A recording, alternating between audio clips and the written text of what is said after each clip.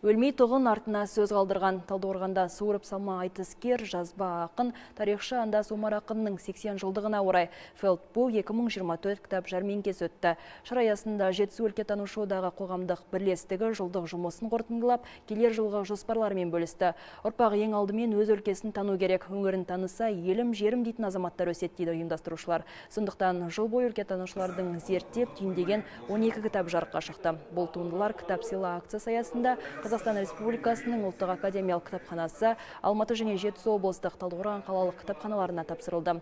Жиында жыл бойы өлкетану бағытында ізденіп, қолдау көрсеткен азаматтар да марапатталды. Айта кетейік, қоғамдық бірлестік қатарында 80-ге жуық өлкетанушы бар. Олар қарапайым азаматтар, аңшылар, балықшылар, шопандар мен орманшылар. Бүгінгі шара барысында біздің Жетісу өлкетанушылар орталығы осы құрылғалы 1 жыл болды. 1 жылдан бері осы Жетісудің өлкесін түгендедік, тарихи нысандарды анықтадық деген сияқты басқа мекемелермен бірлесіп отырып жұмыс жасадық.